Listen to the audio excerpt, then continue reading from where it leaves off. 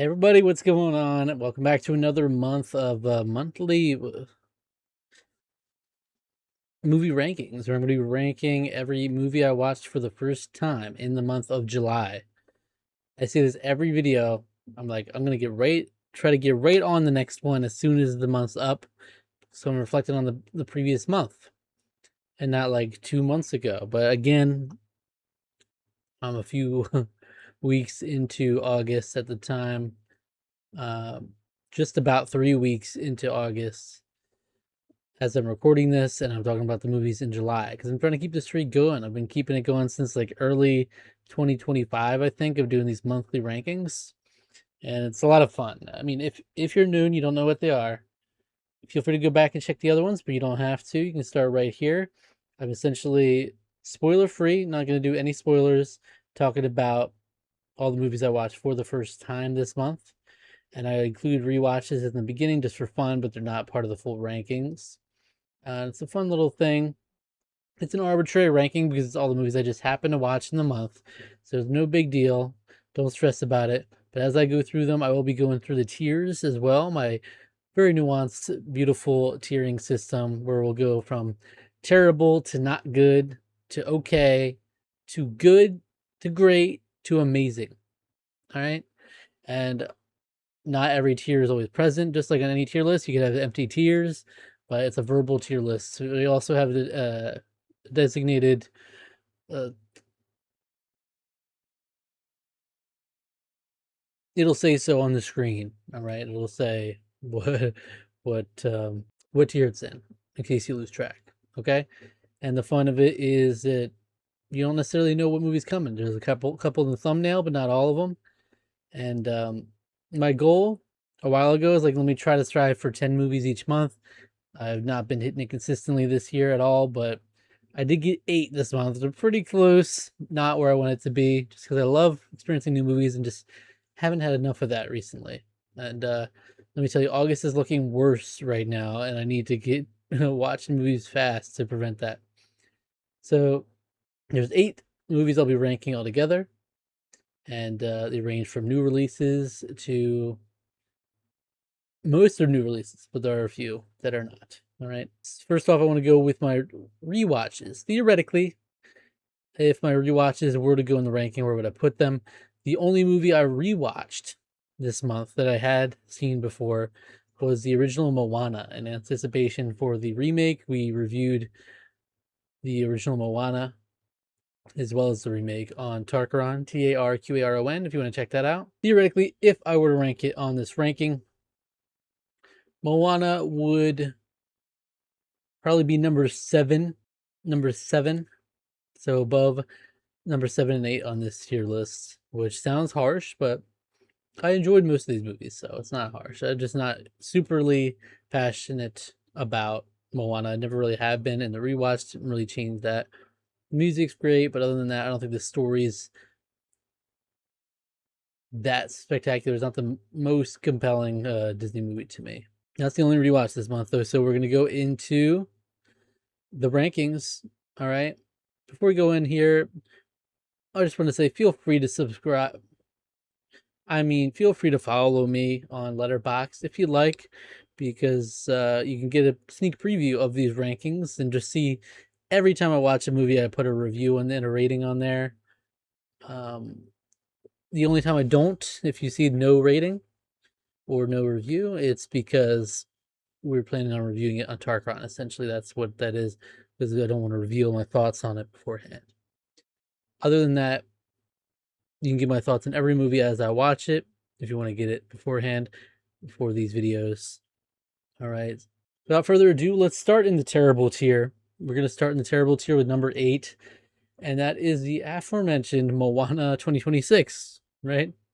So, of course, I had the original. I would have had that above this. Clearly, it's one of those cases where it's very much my problem I've had with most of the live action Disney remakes is they don't really do much to justify their existence. Point blank and the period, I think this one is one of the best examples of exactly that, where it takes almost beat for beat the original Moana. Changes very little of it. Literally very little. Like one of the least amount of changes from the adaptation of like any of the ones they've done. Only subtle, tiny dialogue changes that weren't actually necessarily better, even.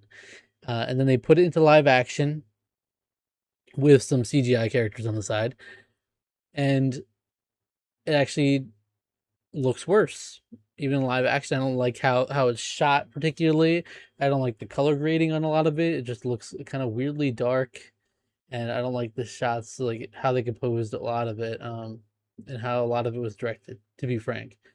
So we're doing live action. Why? I don't know, but it's also just worse to look at in general. So like, what are we doing here? Moana is one of the worst examples of this too, because like it's not even one of the nostalgia movies of like we've had a chance to miss it. Not at all. No one's missed Moana. It's been very much in there, and it's been streamed countlessly, and it hasn't stopped being streamed. So it's like, who is the audience for this? I don't get it. Glad the movie didn't do well. It's very telling. Um, yeah, that's that's it for that movie. For number 7, we're moving up to the okay tier, which this might be harsh to some people. You know, I've also had that with recent movies like Backrooms. I thought was just okay. Subject to change, sure. And this one is very much teetering between okay and good. And I've grown on it. It's grown since I've watched it. It's just not quite there for me yet. And that's Send Help. Rachel McAdams is great in it. Hold on, let me not butcher his name. What's his name? Dylan O'Brien is also great in it. Low key, he was great in Twinless as well. That was the first time I remember seeing Dylan O'Brien in anything. I think it might be the only time I've seen him. I was in Twinless, with the kind of surprisingly good role, good performance in there. That's an underrated movie if you haven't seen it, or at least like a hidden gem type movie. I'm torn on this because in some ways I did very much enjoy it. I just think maybe the messaging is a little muddled on it. I'm not entirely sure what they're going for here, because in some ways it's like a women empowerment story.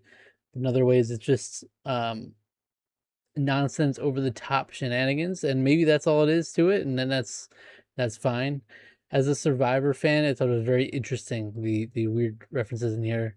The player they name drop is one I never would have guessed in 1,000 years, from season 47. So it's a very random reference, but it's fun. There's an audition video from Linda Little in here.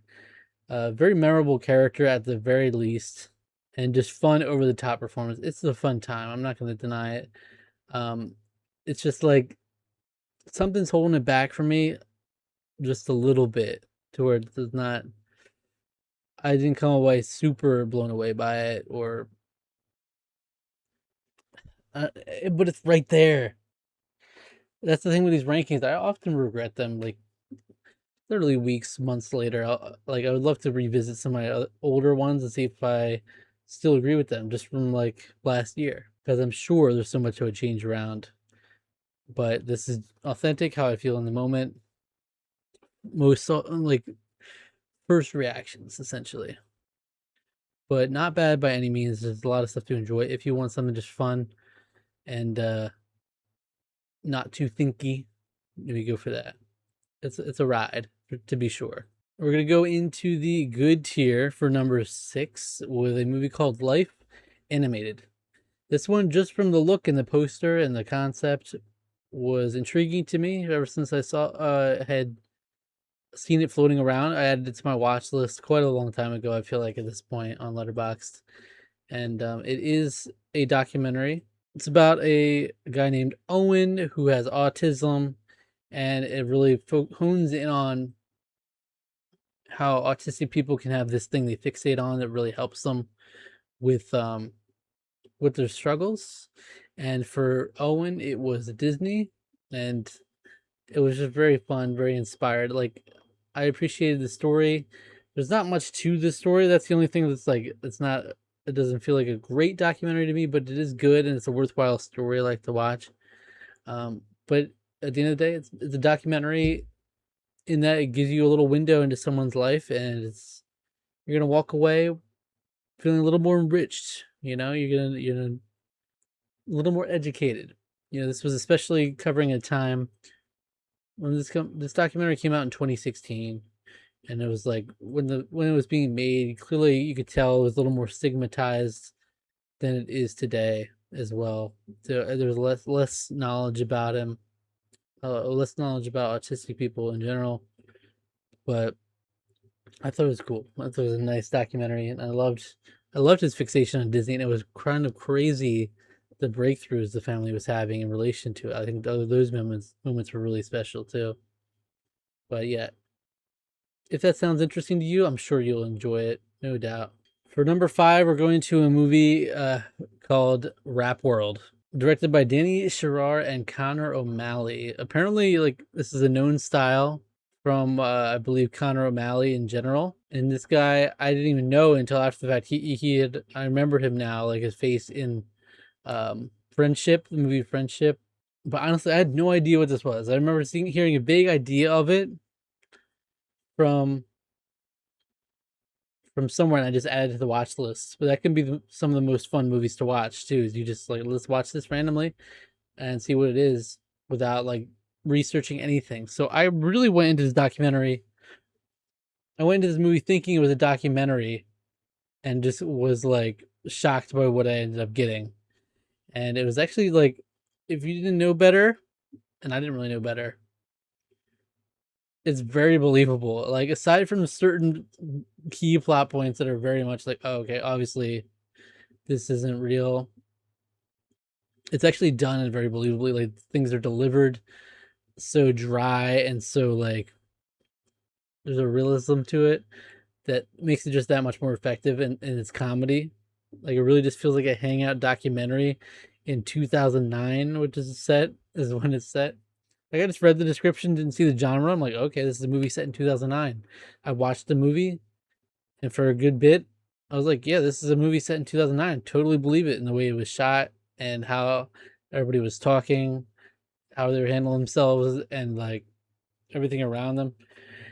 And then it just gets outrageous and it gets funny. It's a funny movie. It took a while for it to click for me, but afterwards I was like, you know what?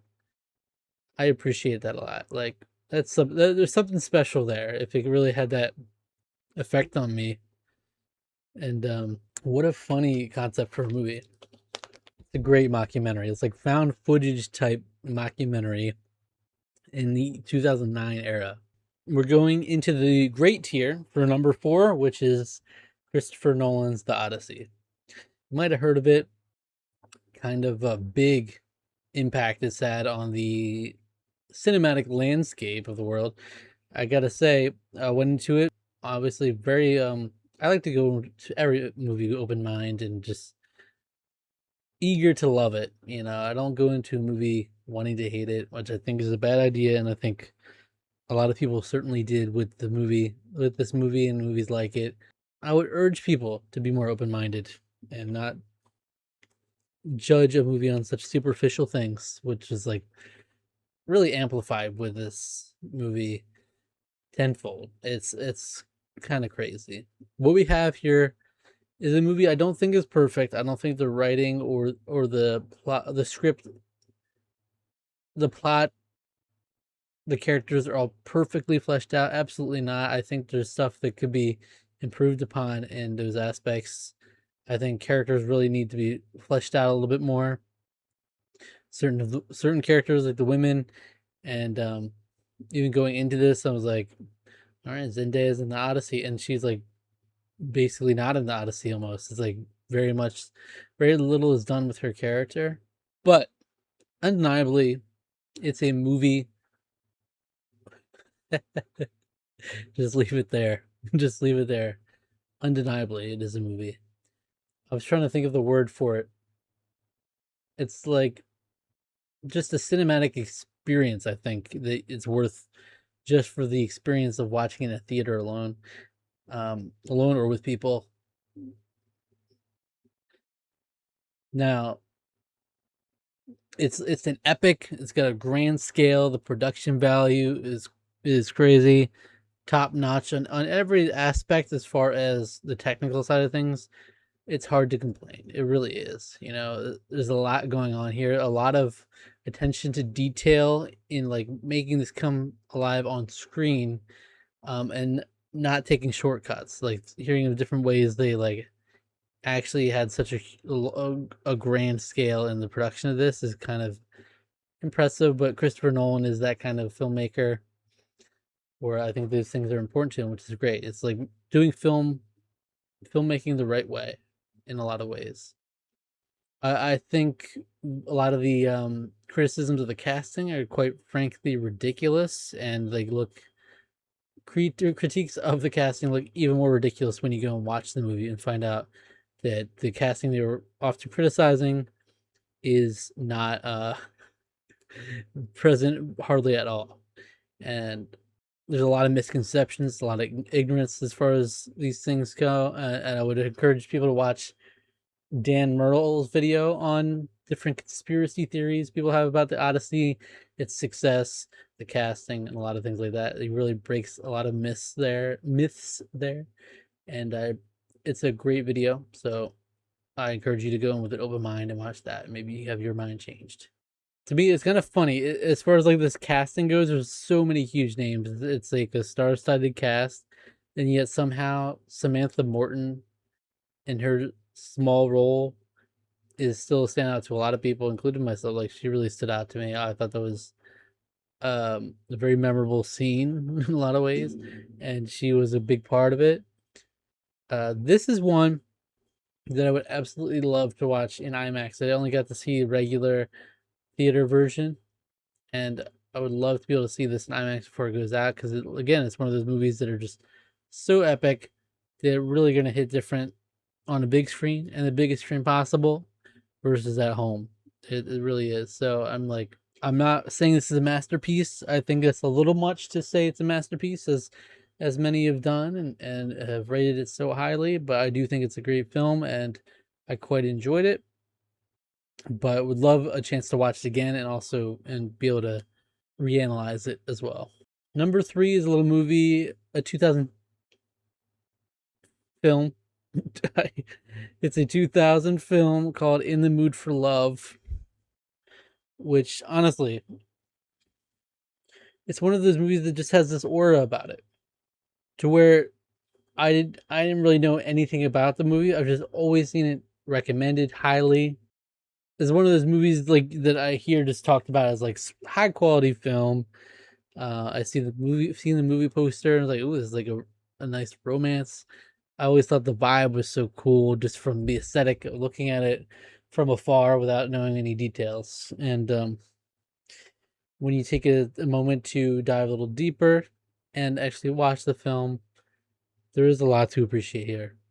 I'll say I didn't walk away loving it as much as some people seem to, but there's a lot I appreciate about it. I think it is beautiful. I think there's a lot of beautifully composed shots. This is Wong Kar-wai. This is a pretty renowned filmmaker, and this is the only film I've seen from him, but I know he's got a reputation about him. And there is something so beautiful about how this story is told. It's a different perspective on a love story than you often see. I this is a recurring theme with a lot of movies this month. Is I think I could grow to love it even more on a rewatch for sure. I think I'd grow a greater appreciation, because I often love these movies that kind of take a different angle on love than the traditional, like a Past Lives, even Materialists a little bit to an extent, but especially a Past Lives. And if there's another one I'm blanking on, you go a bit of an unconventional route, a different angle on what can be derived from love, and this one in particular is emphasis on like the longing aspect, and not just like straight up okay, rom-com style, lovey-dovey, get together, happily ever after, that kind of thing. Like it's sophisticated in its approach, and it's very artistic in how everything's presented. So I would love to rewatch this movie as well, but for now it's still high marks for me. Honestly, I could probably rearrange numbers 2, 3, and 4 in any which way, and it wouldn't be inconceivable. And maybe upon rewatches, I would. But for now, number 2 is Once Upon a Time in Hollywood by Quentin Tarantino. Quentin Tarantino is a director who, he's got weird takes on things sometimes. He does have a weird fixation on feet that's very prominent in a lot of his movies. And this one in particular, it is, you can't miss it. But I do generally really love a lot of his films. And I say this as someone who has not seen a good amount of them still. And so I'm excited still to watch more. I still have a lot more to check off. But, I really enjoy Hateful Eight. I really enjoy Pulp Fiction. I really enjoy Kill Bill Volume 1. And yeah, I'm just excited to add more on my list. But it's cool to see this. This is first and foremost like a love letter to Hollywood. It really does a great job of capturing that time period of, let's see, what was it exactly? It was 1969. And it really captures that fantastically. Some great performances in this movie, namely Leonardo DiCaprio and Brad Pitt. And then just like a little sprinkling throughout this movie of people who've become like some of the biggest stars today, or just kind of snuck in here in these little supporting / cameo roles. For names, to just name a few: Margaret Qualley, which is one I immediately noticed, of course, Dakota Fanning, Austin Butler, Mikey Madison has a fun little role here. Maya Hawke and Sydney Sweeney randomly in there. Not that they'll have the most remarkable roles or anything. Mikey Madison is very memorable, though. Victoria Pedretti, who I know from Haunting of Hill House and Bly Manor. She's randomly in here. It's like, wow, there's just a random surprise at every corner in this movie. Oh, and low-key, Julia Butters, an absolute standout supporting performance in this, is the little girl. You'll know her from the movie if you've seen it. But Leo delivers some really killer performances. Like, he's playing an actor, so it's like an extra layer in there of him grappling with certain aspects of himself as he's playing a character. It's kind of it's a really cool dynamic to see. Brad Pitt is fun and cool in this movie. That's about all you can ask for, and he really is a fun, enjoyable character to watch.